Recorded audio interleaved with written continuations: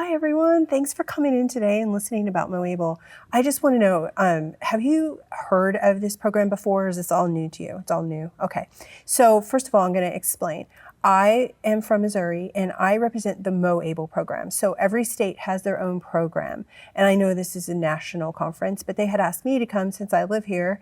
And so I'll explain the program to you, and there's a few differences in other states. Do you guys live in Missouri by any chance? No? Okay.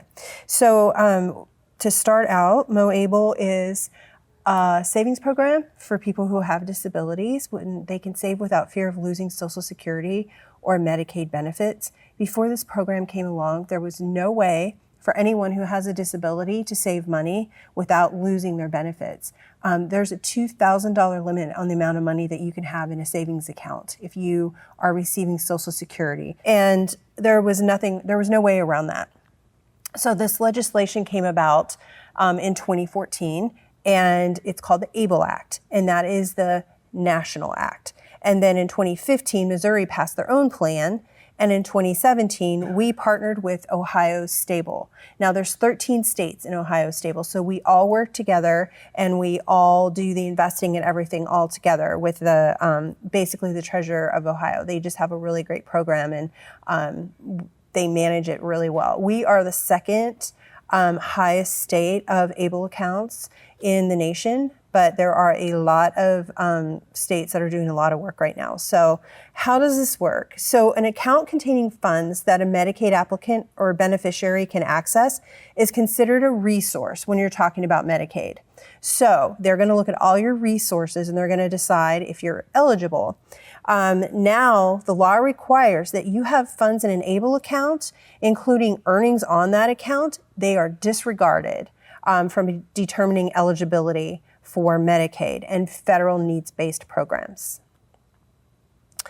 Now, wages are still going to count as wages. So they're going to look at two things. They're going to look at your wages and they're going to look at your assets. So you have to be under the wage limit when you're earning money. But once you earn that money, what are you going to do with it? If you put it in a savings account or even a checking account and it gets over $2,000, you're going to get a letter stating that you have to pay some money back to Medicaid or Social Security. But if it's in an ABLE account, you're safe. So right now, the income limit for Social Security is $23,400. So that's about $1,950 a month. And I just put that up there because people ask me all the time about income and how much money can I make. So this is encouraging people, if you're going to get a job and you're going to make money, you need a place to put it. You don't want to spend it on needless things just so that you don't go over $2,000 in your checking account. So like I said, the current asset limit is $2,000. And right now, if you're not employed, you can save $19,000 a year from all sources in an ABLE account. If you are employed, you can save up to $34,060 a year. So you're going to be able to take your money and put it away for what you actually need and not spend it on things that you don't need at the time. There is a lifetime limit, $555,000. That's the amount of money that you can have in your lifetime in an ABLE account. So if you have an ABLE account and you take all the money out and you don't use it for a while and then you start using it again, you're still going to have the same account. You get one account for life. So they are able to know how much money you've had in there. Once that balance gets to $100,000, then they can count it as a resource, but not until then. So you can save up to $100,000 and they will send you a letter and say, we're going to suspend your benefits until you get below $100,000, which is great because you can now get that money below $100,000 and they will not terminate your benefits. They're just going to suspend your benefits. And it's hard to get back on. So it's really, really important to know that they're not going to terminate benefits if that should happen. The system will also help you out by automatically rejecting excess contributions, unless you tell it to go ahead and put that money in there. So eligibility. An individual with a disability that occurred prior to age 26 is eligible for an ABLE account. But big news, that's going to change. In January 2026, it's going to change to 46, which is going to allow twice as many people to open ABLE accounts and save money for their future.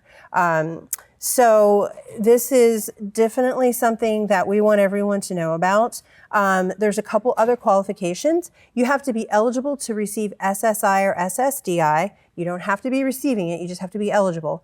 Or you have to have a condition listed on the Social Security Administration's list of compassionate allowances. Or you could do something called self-certification. Basically, you have a doctor write you a prescription that says that you have a disability that causes physical or mental impairment, and you would then become eligible to open an ABLE account. Okay, enrollment. How do you enroll? You're going to be really surprised how easy it is. You don't need someone to help you. Now, you can. I know there's a lot of people out there who are helping people sort their money, and you can hire someone if you want to, but you are perfectly capable of opening an account on your own, and it takes about 20 minutes online. So it's super easy to do. moable.com. If you're not in Missouri, you're going to go to able.com, and they're going to tell you what state you can go to. And like I said, it's a quick process, and it only takes $25 to open your account. Okay, so another thing to remember is if you are an individual with a disability, but you have an authorized legal representative, let's say you're not your own guardian, they can help you open an account, and they can be on the account with you as well. So you will have that help. The money is still yours, and the account is still under your name. And then there's something called an entity LR. All this means is that, let's just say you are a provider or a caregiver, and you are providing services for other people. You can open an entity account, and you can manage multiple accounts for those people. You don't have to, have a different password to get into everyone. And that's more for, in Missouri, we have public administrators, and they're like wards of the state. So that's what that is for. Okay, how do you get money into your account? You can either electronic fund transfer, which basically means you transfer money from one account to another. So if you have a savings or checking account, you can transfer it in electronically. You can write a check, or if you are employed, you can do payroll deduction, and you can have a portion or all of your check put automatically into your ABLE account. Payroll deduction is a great way for employees to help people who have disabilities. It's a great form of inclusion. We go around and talk to sheltered workshops. We talk to people who employ people with disabilities, and we really want them to know that this is an option for them. It makes it very easy, and you can always go in and change the amount that you're putting directly into your account. Okay, another really great thing about ABLE accounts is that these are actually investment accounts. They're not, your money's not sitting there unless you want it to. But there are investment options that you get to choose from, and all you need to do is decide which option you want, and they will do the investing for you. It's managed through Vestwell, which is a huge investment company. So these are your options. BankSafe is the option that 100% of your money is just in your savings account. But if you move down, you're going to see there's the income option, which is the least aggressive option. So only 20% of your money is put into your investment account, and the rest is in a savings account. Then you're going to go all the way down to the growth option, and that's going to give you 80% of your money invested and 20% in stocks and bonds. So you can change the type of account you have, I believe, twice a year. And this is something that a lot of people who deal with ABLE accounts don't realize, is that you are actually making money on your money. So we have one of the highest tax deductions here in Missouri, but almost every state has the same thing. So you can basically take a tax deduction for money that you're putting into your ABLE account from your state income tax. So I would look into the state that you live in and find out what your income tax deduction is. And because it's a state tax deduction, you don't itemize or do anything like that. It's just a standard deduction. Another great feature of these accounts is called gifting, and gifting is a great way to contribute to someone's account if you want to give them a gift or you just want to help them save for their future. There's a page online where you go on and it'll ask you if you want to contribute. The person who has the account can send this information out to people, and you can track it. It's just kind of a really nice, fun way to give someone a gift or add money to their account. this money is not going to count as a resource or income for the person. So Social Security is not going to look at it as money they earned. Another fun thing, it's called Savings Booster, and it's a way to add savings to your account without thinking about it. So you would go in and set this up ahead of time. And for whatever reason, I don't know why they decided to do it with weather, but anytime there's a chance of, I believe, a 50% chance of rain, sleet, or snow in your area, you decide, I want to put, $20 in my account or whatever. And I think it's kind of like that roundup savings, where you just say, like, every time I use my debit card, I want to round it up. So it'll just go in and you won't really have to think about it. Okay, there are some requirements. Like I said, $25 opening deposit. You can put in contributions up to $1 and you can withdraw up to $5. Now, there are some maintenance fees, and right now it's $27 per annual fee, and this comes out quarterly, so it would come out of your account in a quarterly basis. Now, if you're earning money, there are asset-based fees. The asset fees are very small, just like any investment firm, so it's less than 1% is going to be taken, but it's only from the money that you've earned. It's not going to be on the whole amount of your account. So they've been working, advocates, to get this fee taken away, and maybe in the future it will. It used to be $36, so we've gotten it better. And there are some people who, just say, well, I only have $50 in my account. By the end of the year, I'm only going to have, $20 some dollars. So I like to tell people, if this is an account you're going to use and it's really going to be beneficial for you and you're going to use it on your basic needs, it's worth it. With all the investing they do, with all the tracking they do online, it's definitely worth it. If you're someone who's really not going to use it or doesn't have to worry about going over $2,000, then it might not be the best fit for you. Okay, how do you spend your money? Now, this is the fun part. So it has to be spent on qualified disability expenses. What are qualified disability expenses? If you look at the chart, you're going to notice it's just about anything you can think of. Honestly, there's just a few things that don't qualify. You can spend this money on your rent. You can buy a house. You can spend it on basic living expenses, such as groceries. You can use it to go back to school. You can use it to start up your own home-based business. There's just so many different things, assistive technology, legal fees. So this money is going to be put away for you to use to buy a car or pay your rent and have some ability to control your future. Whereas if you wanted to do that without an ABLE account and you were receiving Social Security, you would lose your Social Security benefits because it's impossible to do any of these things on $2,000. So you'd have to choose. And this way you don't. People always ask about vacation, so I just put it in here. Can you use it on a vacation? So yes, if the vacation is not disability specific, it probably won't meet the standard. But if it's supported by a doctor's script, it will. So, and then if it is disability specific, like this conference, you can definitely use that money to do things like that. So, and also keep in mind, you are not asking permission to spend your money. You're not, saying this is what it's for, this is what it's for. The only reason you would need to meet these standards is if you were audited by the IRS. So it's not something that you're, constantly letting people know how you're spending your money. But you do want to be aware. So let's just say you spend a big chunk of it and you get an audit. You want to be able to, say, hey, this was a qualified expense. You don't have to keep all your receipts. They do track things for you online. But I like to tell people if it's a big expense or if a doctor wrote your prescription, just hold on to it just in case. Okay, so you can spend, you can transfer it into your checking and savings account. You can do a check withdrawal, which is kind of a cool thing. So you don't get a checkbook, but let's just say your electric bill every month. You can tell ABLE to write a check to the electric company and they will either send it or send it to you. And then there's a Visa card that you can have attached to it.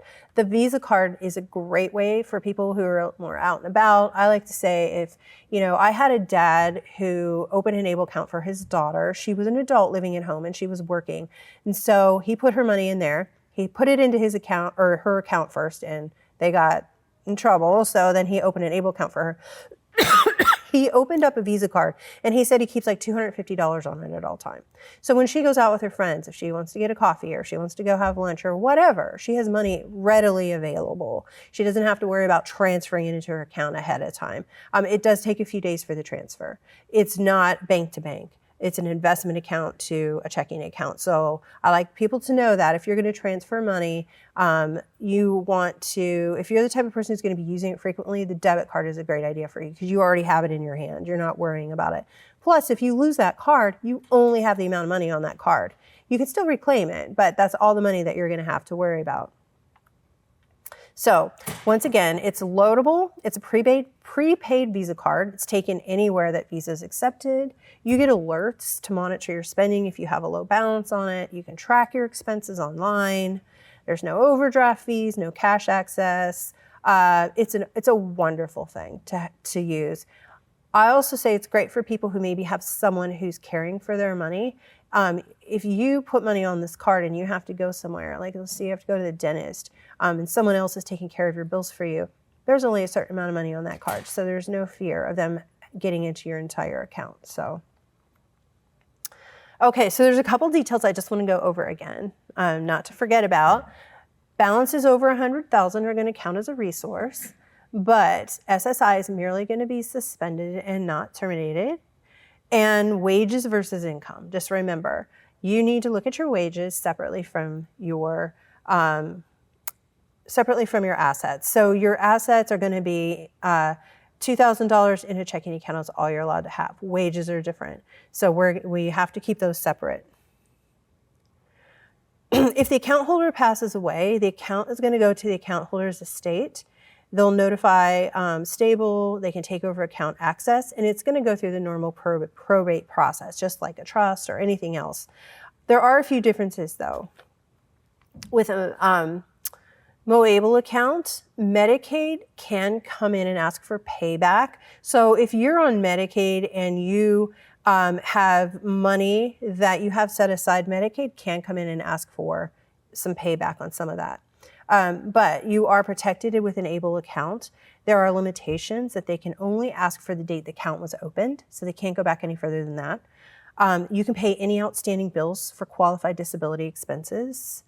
You can deduct any Medicaid buy-in premiums that you paid, and you can pay for any funeral or burial expenses before Medicaid's allowed to come in. If you have a trust, this is not the case. The money from the trust can not be used to pay your Medicaid buy-in premiums before you. So it's definitely worth it to look into this account because there are some safeguards there. Okay, special needs trust. So let's talk about it for just a minute. You can have both. You don't have to choose. A special needs trust and an ABLE account. So if all the criteria for an ABLE account are met, you can have an ABLE account and a trust. Not everybody qualifies for an ABLE account, so you might not be able to have both. The proceeds can be divided between the two. So qualified disability expenses for housing and funeral expenses can be used in the ABLE account, and you can transfer funds from your special needs trust to your ABLE account as needed. It's just a little harder to get a hold of your money from special needs trust, and you can't spend it on groceries. So there are differences there. Okay, so now what? So what can we do to help and make sure that these accounts stay around? Because like I said, before we had ABLE accounts, we really had no way to save money.